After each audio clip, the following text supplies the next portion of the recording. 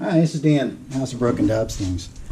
I'm doing a little bit of working on a tool to actually help us with the Boyar Schultz spindle bearing refresh.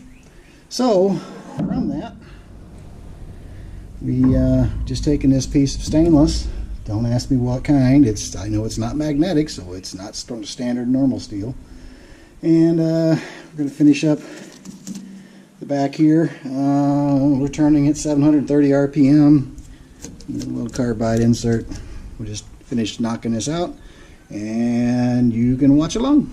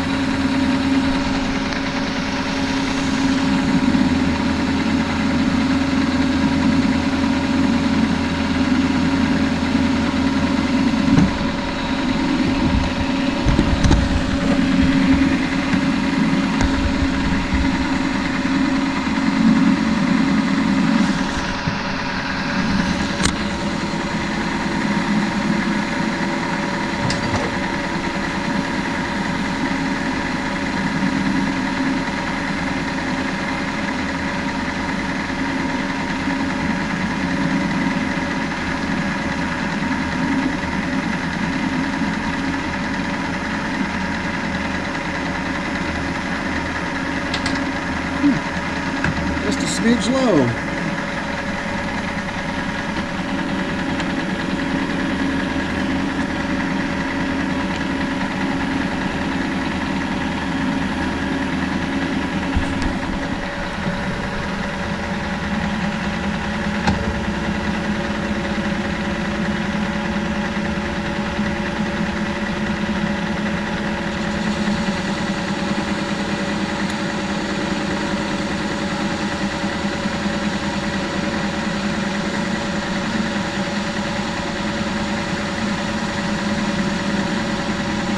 Down a pretty good finish.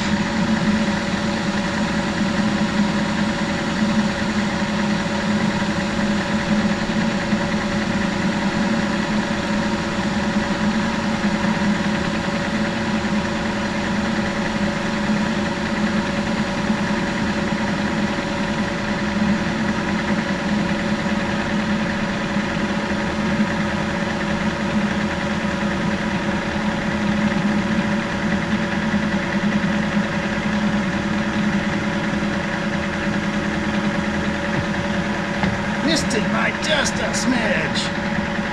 It'll be okay.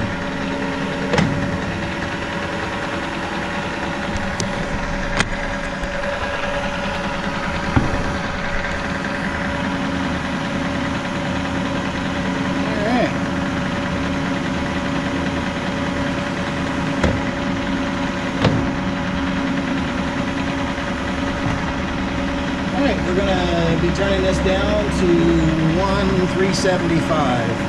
But first I'm going to drill it and put a center in it. So I'll bring you back after that. Alright, let's do a 50 thousandths depth of cut. And see how it likes it.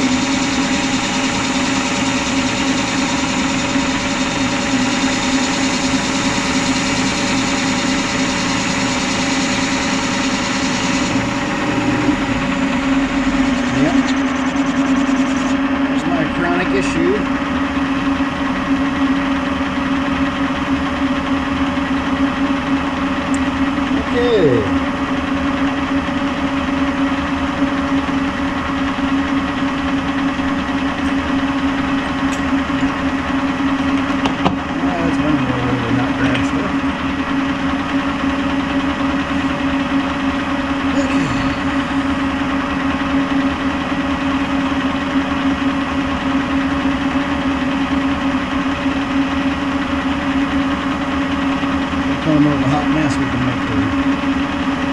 Maybe 50 thousandths.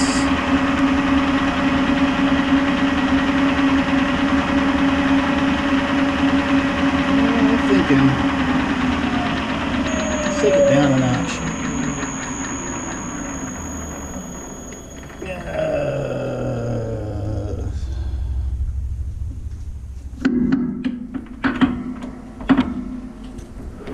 Alright, that should be 430.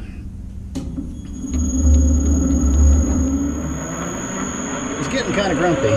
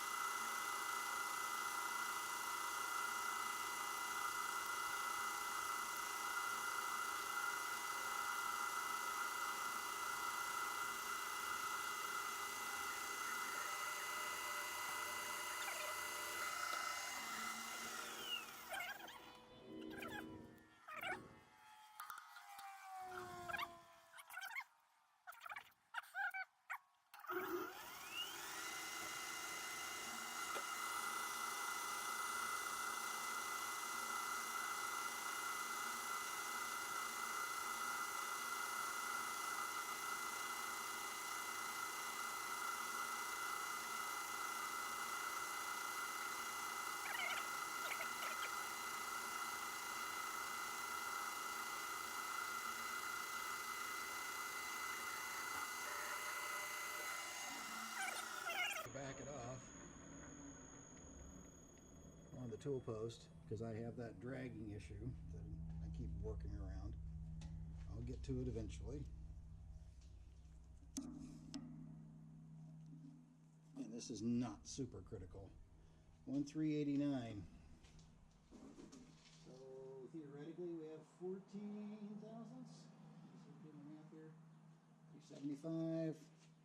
89, so with 14 thousandths to go. I'm going to go ahead and go back up, see if I can improve that finish. Yeah,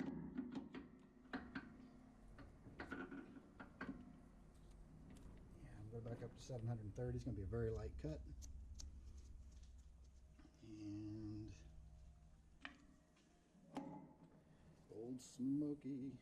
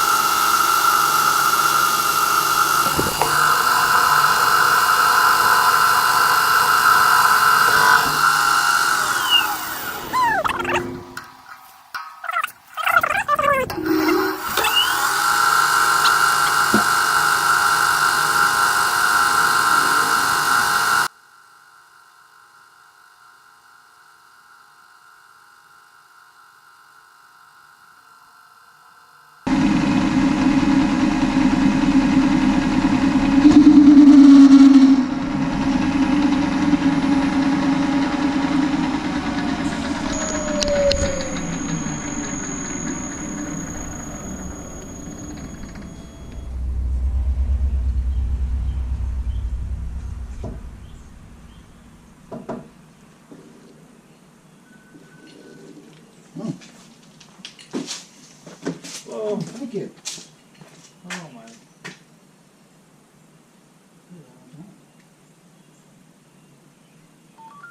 Okay. All right. Thanks a lot.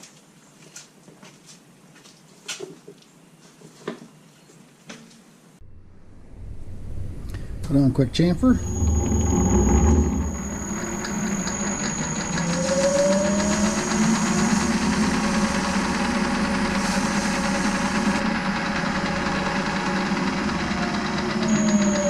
Just to make it look fancy.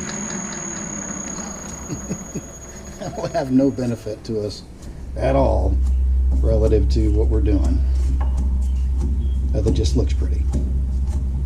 That's going to get chewed off as we put the teeth in. So that's where we're at. It's a nice day here in Michigan. It's 50, 55, late afternoon. Wife went to the science museum with the grandkids and my daughter, so they had fun. And Granddad finished work, and now he's out here poking around in the shop.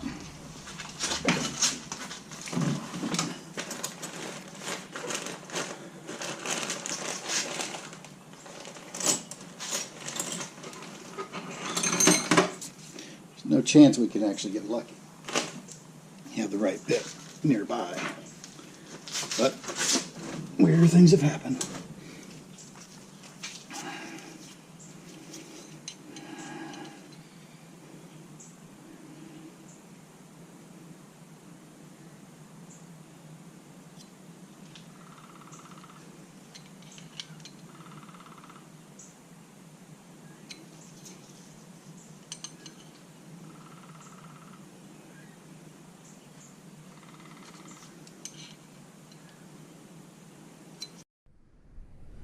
Okay, we are going to try something a little different. I'll stop that.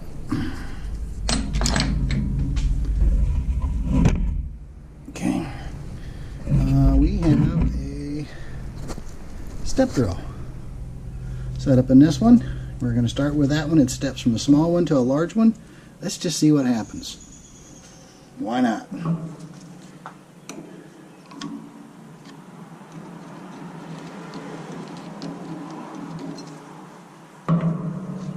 Probably the wrong thing to do, but why would that why would that stop us?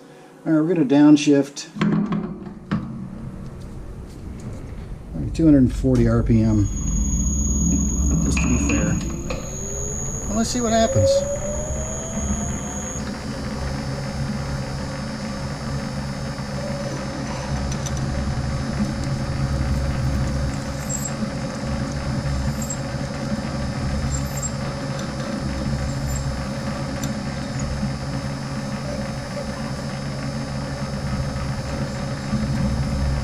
Cutting pretty good. This comes from the cellar that I get this stuff from. Tom and Vic.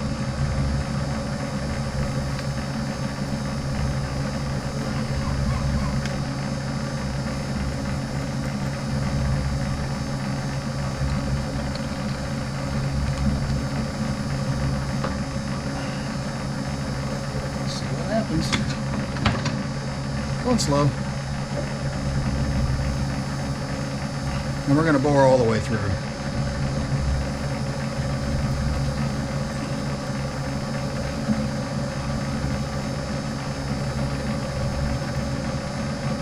And this being stepped, it's going to bite, go pretty good ways on the little one. And then it is going to step up to the larger one, and the drag's going to get heavier, but it shouldn't be awful. But it will be dragging in two places at once, so kind of curious to how it'll work.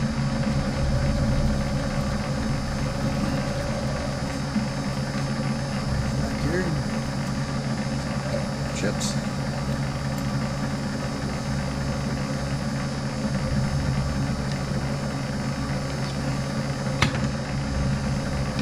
Here's going to yell at me about my gloves again.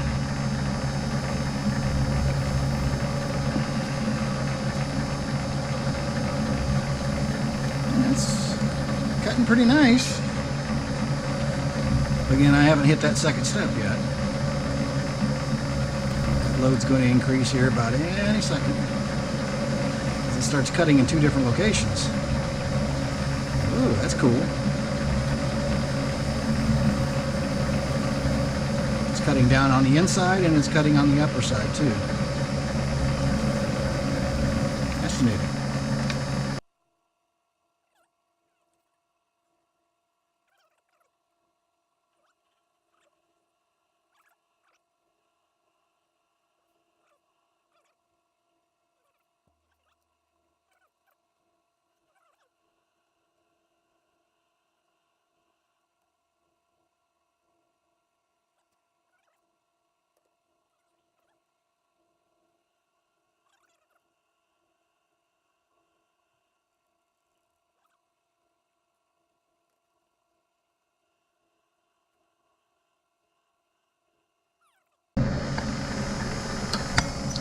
Well, we made it through. We didn't break anything. We had to change, clean it out every now and then, but we didn't have to change bits 5 times. I think it's kind of interesting. Again, old technology. It may still be in use, but I know I've never seen them out in captivity. I'm going to lengthen it up just a little bit. Finish punching out the larger dimension.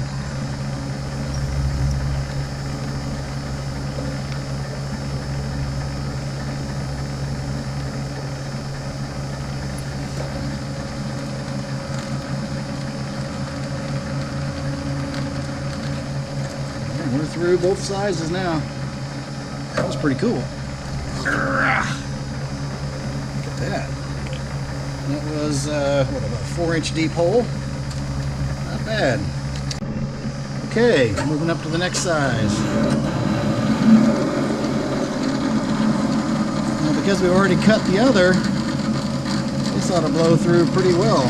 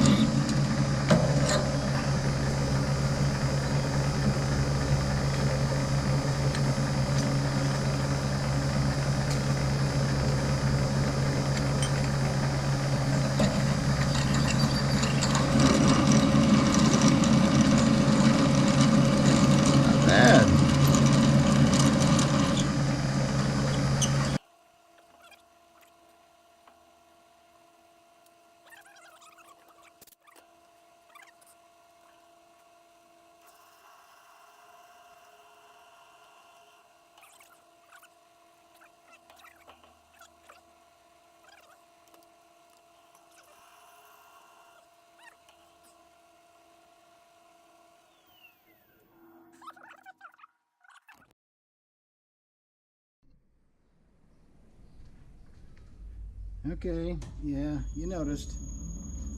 This is the 5/8 bit here. It's a little short.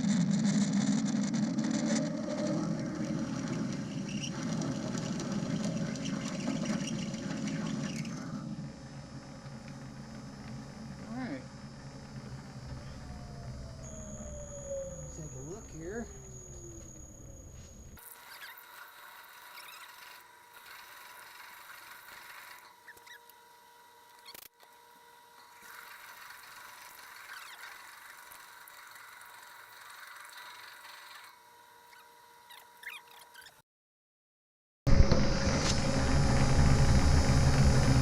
Okay, we just finished punching all the way through.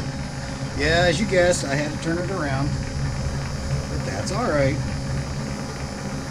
Make do with what you got. I had a 5/8 bit. I was doing the job. Make do with what you got.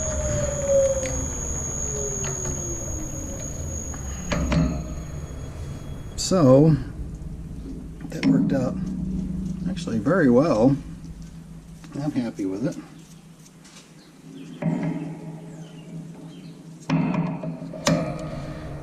Face off this ugly side here on the back, and we'll bring you back after that. Okay, bringing you back, and sorry the lighting's a little dicey. It's in between dusk and evening. Maybe I'll see that okay. What we're doing on this now is we punched it out, and yes, Pierre, I did go ahead and ream it, my friend. I did rummage through my stuff and found the ream. So in here, this has a counter bore going down in it. That's where the nut is going to really set. It's going to go down inside, and it's not very deep, but then the protrusions across the top where it's actually going to bite the nut, bring it out. I'm actually boring this, counter boring it, and those are going to be sitting across the top, and then I'm going to come back and mill those off to actually produce the teeth where it's going to bite the nut. Okay, so that's currently where we are, and we're using the boring bar, and we're just going in and traversing across. I'm not exactly having to go into that hole because I'm actually cutting a path for the boring bar to go while I'm going in. So anyway, that's currently what we're at, and we're at 170 thousandths depth so far, and we'll need to go a little bit further. So we'll keep going here for just a second, and then go from there. I want to reset my zero here.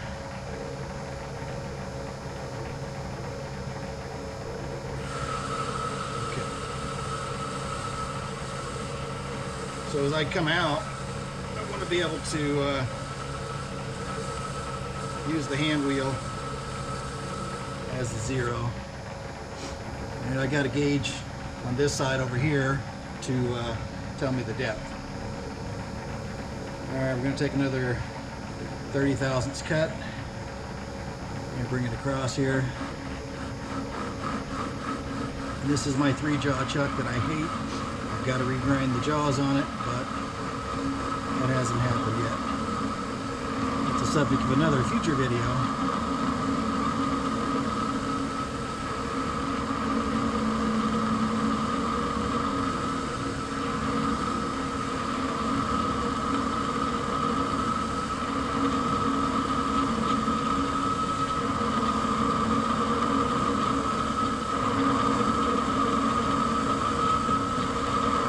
Cranking that out until I hit the zero, so I should have somewhat uniform as far as the bore of this.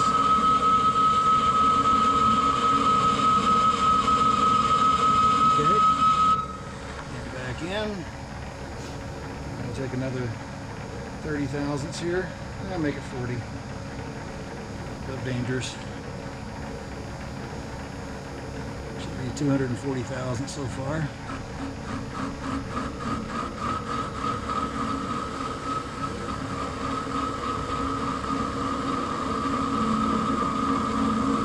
So the teeth where they come up are going to be 185 thousandths.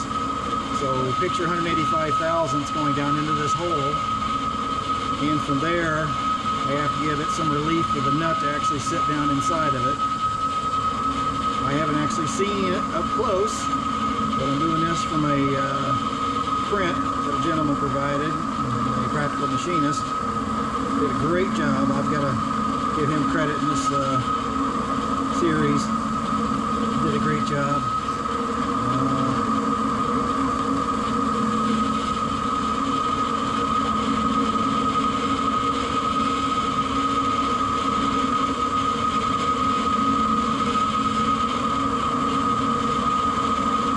Again, we're continuing to work with the mystery stainless.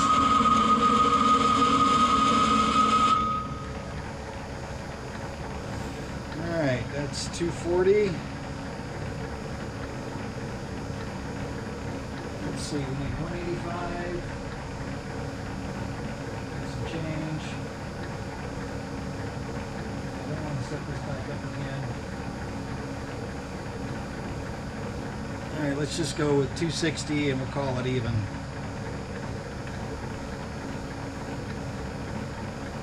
Let's see, because again, I haven't seen it. This is all just off of another gentleman's print. So that'll give us 180 thousandths worth of height, and then about 70-80 thousandths worth of clearance for the nut. If it's crowned, I'll have to come back and do it again, but it won't be a big problem to undercut it a little bit more.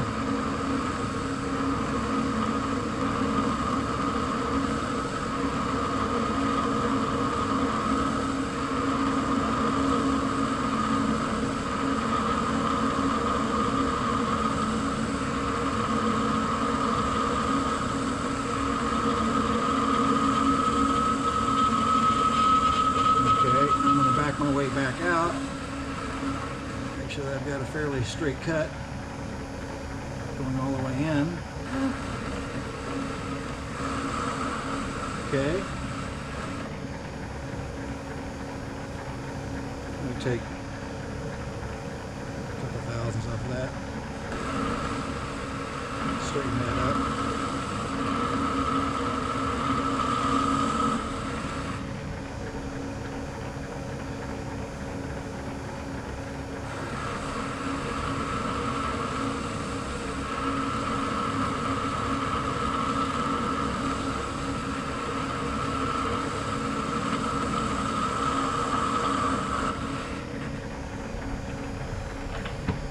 Okay.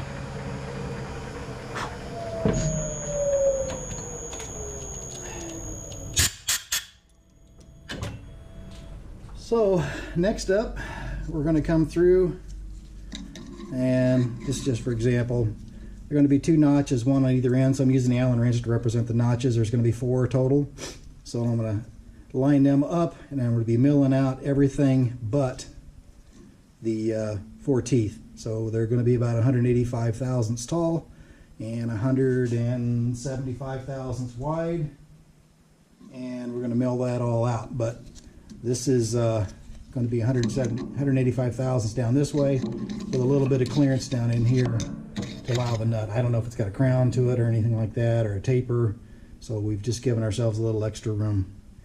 The stainless is not cutting bad, even it's a mystery stainless, but it's doing okay. I went ahead, as I mentioned, I went back, I chased this with a ream. The size isn't super critical, but at least I have a nice straight bore to it. The one thing I don't want to do is cause any damage to the spindle shaft while I'm monkeying around with this thing. The other part we're going to do to it, just to show you, I'm filming blind here because my monitor is kind of gone off, but we're going to come on the back side here. Actually, probably here's the best, and we're going to mill that off 3/4 of an inch deep, and we're going to give ourselves some nice 4-way on there to put a probably a crescent wrench or something on the back of it to give it a twist. I thought about putting a socket head on it and all those other things, but it's like, you know, I'm just going to make it extra long. I'm just going to put those 4 teeth on there, and then we'll be able to use it that way, because it's not going to be a lot of torque. But I also wanted to make it somewhat easy to make, and at the same time also pretty durable. And, you know, I want to get on with getting this spindle apart.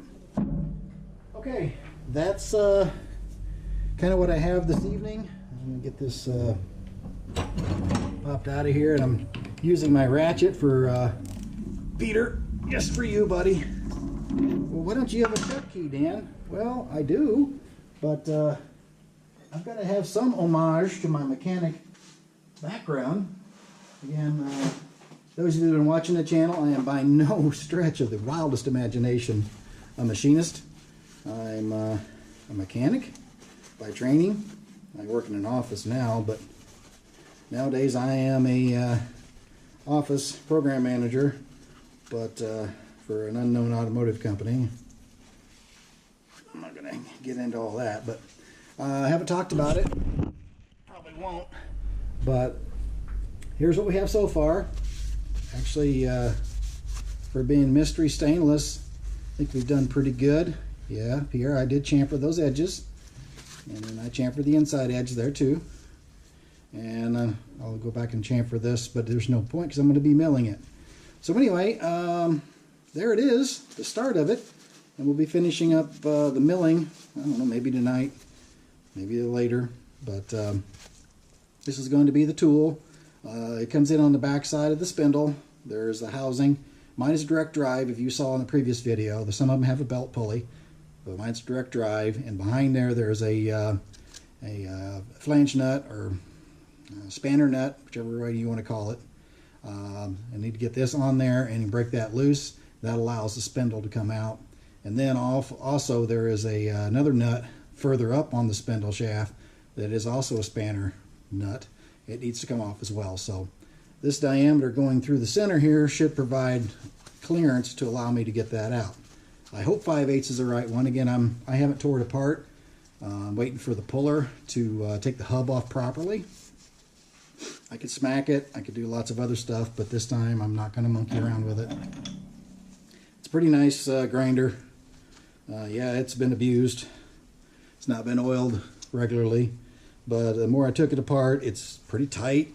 Yeah, there's some wear, but guess where it's going to be. I'm not doing professional work for anybody, so I will probably find it more than able for my meager needs here. So with that, this is Dan from the House of Broken Dobbs Things, continuing to work on this, but yeah, I think we're moving along pretty good.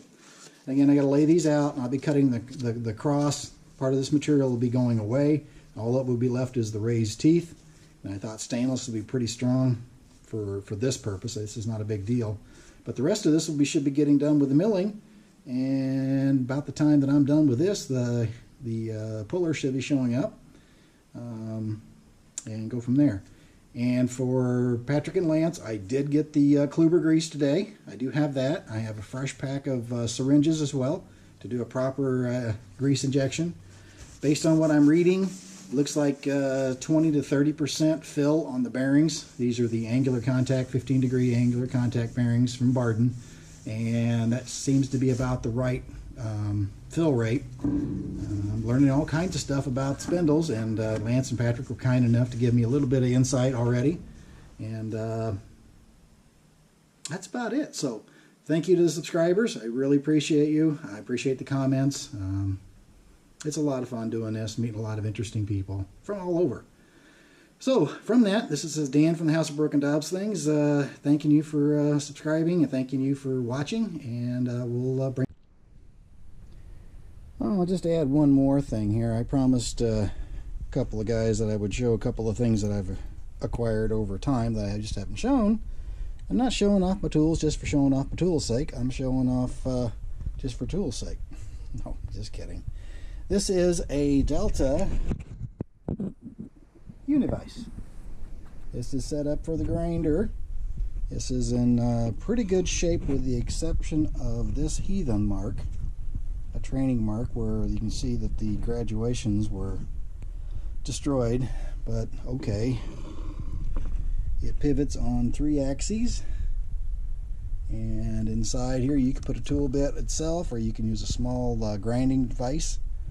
I have one of those too, and go from there. But anyway, very cool. It will go on the Boyar Schultz very nicely. One of my primary things I'd like to use it for is cutting cutter grinder bits, lathe bits, that kind of a thing. Not sharpening the cutter grinders because I don't have that kind of a grinder, but I think I can get a little bit done. So thought I'd like to share that with you. And let's see here, I have a couple other small items here.